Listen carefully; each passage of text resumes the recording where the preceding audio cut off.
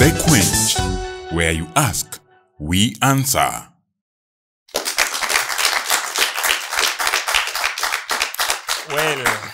Well, I know that tonight kuna watu wanasaidika. Na kama kuna watu by the way wanasaidika, I am one of them kwa sababu today I have learned and I am yet open to learn and learn the more. You know why? Kwa sababu these issues, these matters, mental health, ni mambo yametusumbua kwa muda mrefu. Not just as young people, but also as a nation. You know, as a population, as a generation, tumekuwa tukiumia na hizi vitu. And tonight, yeah, and by extension, by the way, even next week, yeah, tutakuwa tunazungumzia haya mambo just to make sure ya kwamba we are settled in these matters, mental health. And tonight, yeah, kutusaidia kuweza demystify these issues. Leo tuko na madaktari hapa. By the way, naona kama nikimaliza nitakuwa I'll also be acquiring the title doctor. Nitafuata nisikia kama kama itawezekana. Unajua, when you associate with doctors, you know, association gives you a name as well. So I might get a name out of this association because we have wonderful panelists here. We have Dr. Elizabeth and we have Dr. K. Ambao wanatusaidia tena sana kuweza kuelewa haya mambo. Now, wakati tuliondoka now in the first episode ama in the first session, ya tumekuwa na a good foundation to these matters. Now, I would like us to get a question or two first, and then we get the responses from the panelists. A question. Yes. Hi, Hello. I'm Naomi Blessed. I have two questions. The first one, as Margaret said, it's about the higher expectations that parents have on us. So mimi nilikuwa nauliza kama wazazi ni aje wanaweza saidika. I'm asking this on behalf of parents. Kama wazazi ni aje wanaweza saidiwa, at least they take their role mpaka tufike to a certain point yenye we can stand on ourselves na pia tuweze kuwa support. That's my first question. Afu the second question is about, like, before to end the break, how what we were discussing about the mental illness. Me, I have friends. Me nimelelewa in a strong Christian background, and most of my friends walikuwa hapo. So along the way, wali as in they moved, walitoka from a Christian way. So I'm asking this on behalf of them, as in they have that stress, that mental stress in you. Okay, this is what I got. As in watakuwa wakiona certain, like, alipata mtoto. So huwa ananiambia mimi naumia, I'm suffering. Huwa naona huyu mtoto I remember the pains I went through. So nilikuwa nauliza mtu kama huyo anaweza saidiwa aje? Asante. Yeah. Do I have to come anywhere within that question? Ama ninyamaze tu mchukue hiyo swali? Dr. K. I'll touch on the first one. Yes. Then, I do the second. The clinical psychologist angle can touch on the other Yes. one. How to help the parents. An issue of displacement and trauma. Yes. And I'll not touch on that one for now. I want to get back to parents. And she asked, sasa mzazi, wewe umepata watoto wako, umebarikiwa, umelea, alafu sasa unawekea pressure kwa sababu unataka wakusaidie kwa majukumu yao. Naam? Na nitarudia pale nilikuwa nimesema tu mwanzoni kwamba kuna shida moja. Hatujaweza kuwa prepared. I'm a parent. Yes. Mimi ni mzazi. Sikuketishwa chini nikaambiwa hivi ndivyo utakavyoishi na mke wako, hivi ndivyo utakavyoishi na watoto wako, na hivi ndivyo utakavyoishi na wana. Unajua kuna watoto na kuna wana. Yes. Sasa kuna kipindi unafika unaacha kuitwa mtoto unaitwa mwana. Now, jukumu la mzazi ni kulea. Na kama hatuwezi, ninaongea na wazazi wenzangu sasa. Kama hatuko makini, tutaweza kuendelesha huu mzunguko wa maisha na umaskini. Kwa sababu gani? Umeona watoto wengi sana, especially firstborns, huwa wanakosa kufanikiwa na mara nyingi huwa wanafuata mtindo ya wazazi wao. Kwa sababu inafika mahali mzazi anasema sasa huyu amekuwa mkubwa, acha asaidie watoto wenzake. Na mtoto anakuwa mzazi kabla hata hajafika kule. Naona? Ni kweli. Sasa hiyo inakuwa shida kwa sababu huyu mtoto angesonga ye mwenyewe afanikiwe, angesaidia kwa njia ya zaidi. Lakini kwa sababu umekata ua kabla halijachanua, huwezi kupata tunda lililokuwa linatarajiwa. Naona sasa. Yes. You are cutting the feet of the youth. Yes. While they are still not established. So now, kuna kitu nataka kusema kwa wazazi wenzangu, kwamba jukumu la mzazi linafaa kubaki la mzazi. Katika maisha tulioishi, kuna vile nilipambana nikafika nilipofika, nikapata watoto. Sasa if you don't take care of now, history repeats itself on a higher plane. Kwa nini? Kwa sababu challenges tulizokuwa tuna face wakati wetu tukiwa vijana sio zile wana face saa hii wakiwa vijana. Unaona? Kuna challenges zingine kubwa unique to them. So if we did not fight our battles, the battles for our generation, we should not force them to fight the battles of our generation. We should strengthen them to fight the battles of their generation, so that we give them a legacy that will enable them to improve, even if ni kidogo tu. Lakini maisha ninayoishi ya shida asiishi exactly kama hiyo, kwa sababu nikitaka ishi kama mimi, yeye ataishi na shida kubwa kuliko za kwangu. Naona sasa. So that is how fellow parents, we need to look at this thing. Yes. Mzazi abaki mzazi, mtoto abaki mtoto, mwana awe mwana, lakini mzazi akuwe fallback. Yes. Yani kwa sababu kama mimi nilelewa nikikunywa uji imetiwa chumvi, nimeoa, nimepata watoto, au watoto wamekuwa wakubwa. Sasa siwezi kutarajia na wao wa survive na uji ya chumvi, kwa sababu now situation has changed. Lakini wao wanaweza pambana. Niachie hali yangu, pambana na hali yako, nitakupa mawaidha hata kama siwezi kukupatia mali. Lakini katika expectation, siweke pressure kwa mtoto sana, sababu unamkata miguu, wewe unazeeka unaenda. Mtoto naye anabaki pale. Wakati atapata watoto wake, the foundation inakuwa ni mbaya. All right. You know, I've seen something, and I think it's another day nilikuwa napata, I think I was sharing with somebody. Unapata ya kwamba mzazi alikuwa na mchallenge. Ya kwamba sasa mimi niliwazaa watoto 6 na nikawalea nyote. Na nyinyi wote watoto 6 mmeshindwa kunilea, mimi ni mmoja.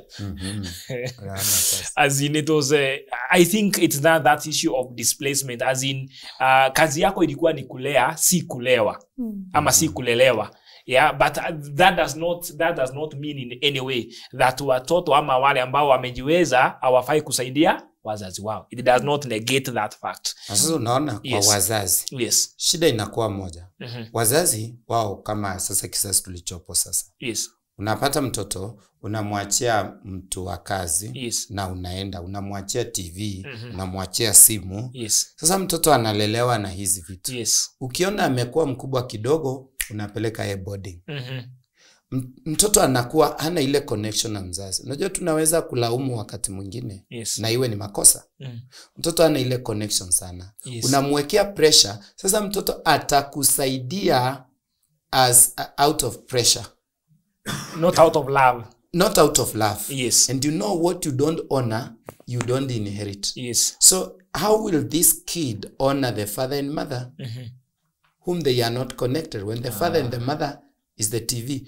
Na shida ndio natokea hapo. Unapeleka watoto boarding wakiwa watoto, na wao wakikuwa wazazi wanakupeleka boarding ukiwa mzee. Wanakupeleka boarding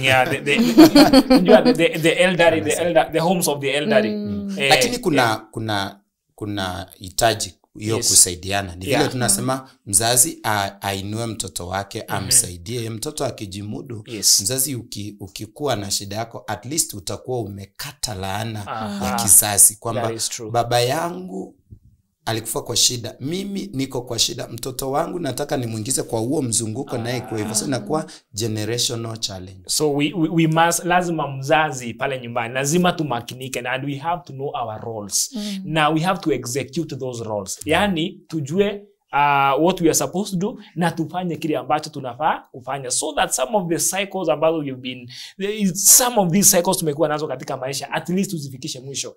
We should not hand over the baton ya shinda kwa watoto wetu.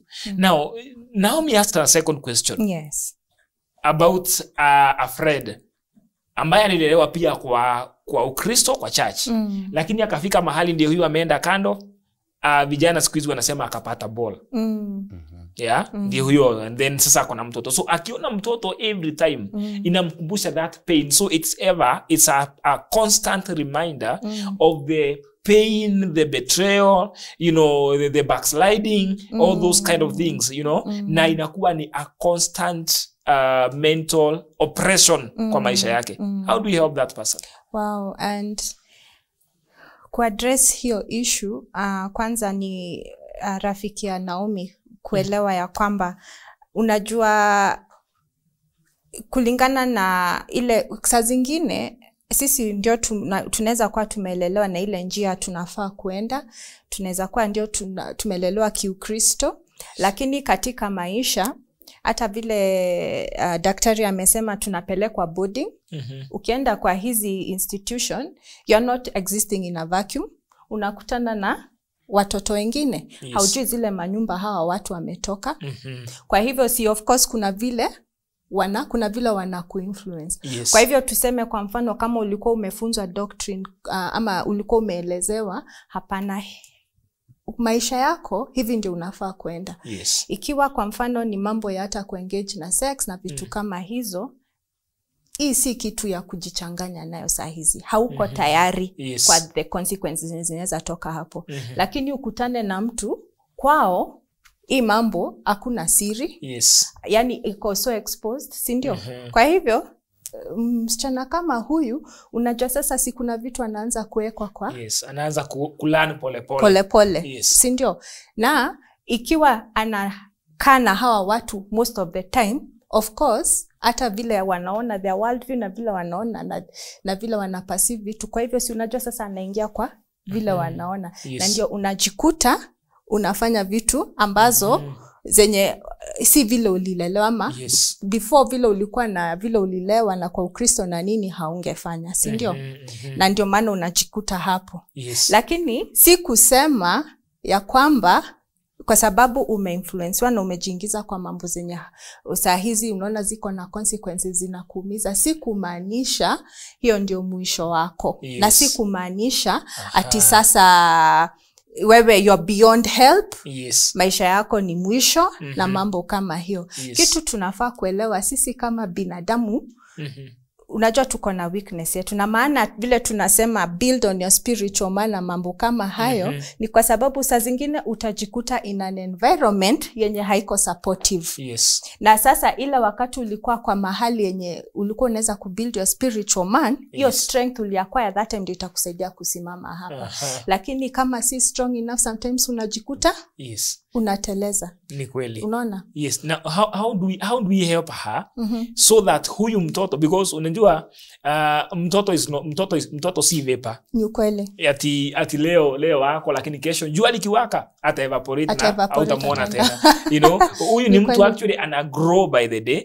Na it may get even more depressing where ana take after the looks ya yule mtu mwenye alikuhurt most. Unakuta this gentleman venye anakuwa hata face yake hata nywele zake zinafanana na za yule mwenye alinikasirisha sana, you know. So how do we help so that the child remains but the mind is free? Actually we can also reframe the question. Ameongea kuhusu kuteleza, lakini tukitaka kuipanua zaidi tunaweza kusema mtu ambaye alipata mtoto katika hali ya uchungu. Unaona? Either alikuwa raped ama kwa sababu siku hizi ya maadili kubomoka, unapata umepata ball ya anko yako, cousin Incest hiyo yako, sasa. That's incest. true. Yes. Unaona Even vitu ambazo today, even the brothers That's true. hata baba. Even the father, It is that's happening. true. Yes. So unaona sasa hiyo ni kitu ambayo inaleta, yani makofi yake ina uchungu sana. Ukiangalia mtoto unakumbuka vile ulifanywa. Yes. Na nilikuwa nataka tu kuifungua hivyo kwa sababu naona follow up question ikija namna hiyo. Hii ni mambo inahusiana na trauma. Kwamba hii ni kitu sikutarajia lakini ilinipata. Ni kitu ingewezekana tu dunia inimeze lakini haikuwezekana. Yes. Sasa nilivumilia aibu ya kwanza ikapita. Lakini sasa hapa kuna sauti ya historia. Wacha niite hivyo, kuna sauti ya historia. Yes. Kwa sababu huyu wako sasa lakini anaongea historia, ananikumbusha penye nilitoka, ananikumbusha uchungu. Kumaanisha kwamba huyu binti bado amebaki pale. Kitendo kilitendeka. Amebaki pale. So kila wakati akijaribu kusonga, ile sauti inamuita tena, we rudi hapa. Kumbuka ulikuwa unaimba praise and worship. Wewe ndiye nani? Na hiyo sauti inakaa saa yote. So hiyo ni trauma ambayo sasa inakuwa displaced kwa mtoto. Na wakati mwingine wazazi huweza kuabuse mtoto kwa sababu ya vile walivyopata mtoto. Nilikuwa nataka kuiweka hivyo. Sasa kile ambacho ni cha msingi, the social support very important. Lakini hapa kuna mambo ya kisaikolojia sasa na mambo ya kiroho. Unaona? Kwa sababu gani? Kumbuka hivi, wewe ni kijana lakini hauko kijana forever. Wewe ni mwanadamu. Mwanadamu ni roho, ana mwili, ana nafsi na anaishi ndani ya mwili. Sasa huu mwili hubadilika na majira. Nafsi inakuwa vile unavyoendelea kuelimika. Lakini roho yako inadumu milele. Unaona sasa? Sasa hapo ndio kuelewa kwamba hata ukiokoka kabisa, wewe unaongea na ndimi za malaika nini, bado unaishi ndani ya mwili. Mwili unaishi duniani. Mwili unakuwa socialized sawa na wale unaishi nao. Mwili unakula wakati wa kula. Haujali wakati unasikia njaa tunaenda kuomba, bado utamaliza maombi na mwili kuambia sasa wapi chakula. Unaona? So ukiishi na watu walio katika mwili, mwili utaokota tabia za kimwili, mwili utatimiza tamaa za kimwili. Na ikipita pale sasa, kile ambacho kinahitaji kutiwa nguvu ni roho na nafsi, so that you can strengthen your internal locus of control. Yani ile utu wako wa ndani, kwamba unaweza jisamee, kwamba unaweza jipenda. Kwa sababu shida, aliyekutendea hicho kitendo, aliyetendea huyo msichana hiyo kitendo, ama huyu mama hii kitendo, ama ukijana hiyo kitendo, kwa sababu pia vijana huathirika. Yeye anaendelea na maisha yake. Hata pengine alisahau. Lakini sasa wewe ulikwamia pale. Inahitaji sasa msaada wa kushikwa mkono, kutolewa katika lile shimo uliachiwa pale, na kuanza sasa kuendelea tena. Ujifunze kujisamehe. Hiyo sio kitu rahisi. That is why you fall. And when you fall, you are in that deep depression. Depression.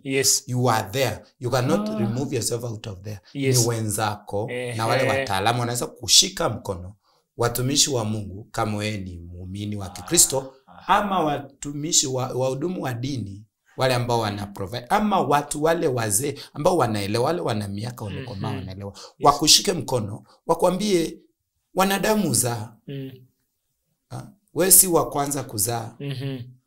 Si wa kwanza kupitia hapo. Sasa cha msingi ni ujisamee, ujikubali, na uondoke, uangaze. Asante sana. Wow. So ile nimepata hapo, key number 1 ni ujikubali.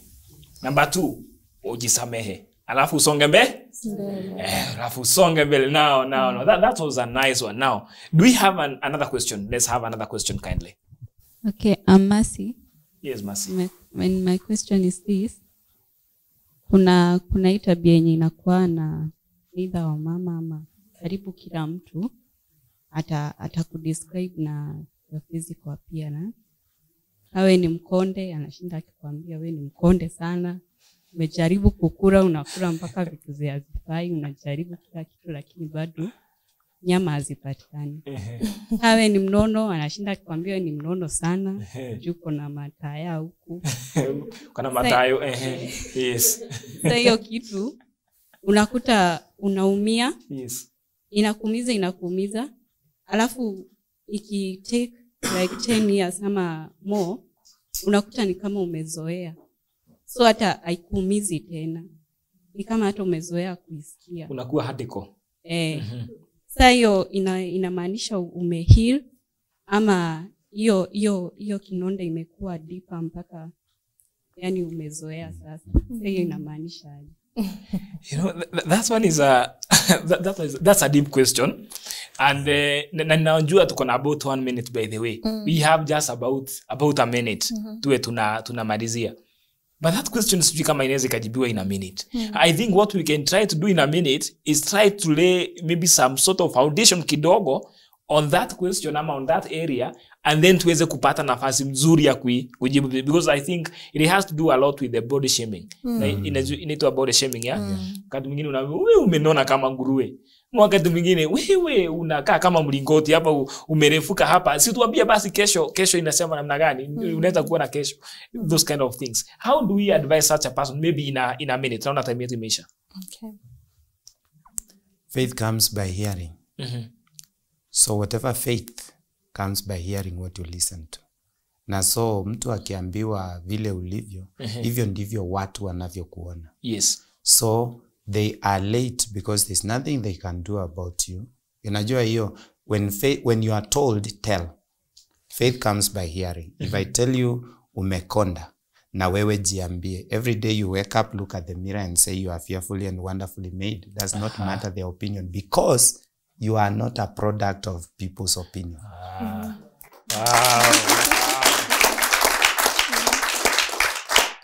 Nimefurahi hapo mahali tunaimalizia. That you are not a product of people's opinion. Ebu semeni kwanza nisikie tena.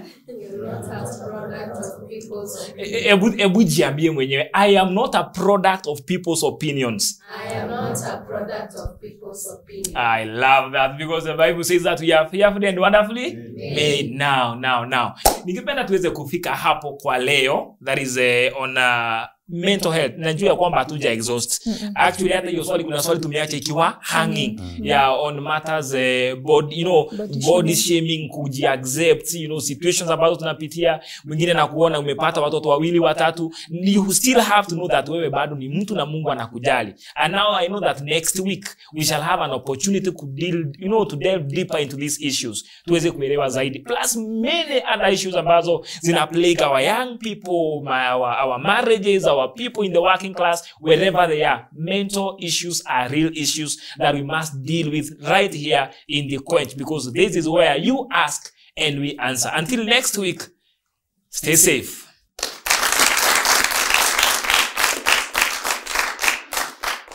The Quench, where you ask, we answer.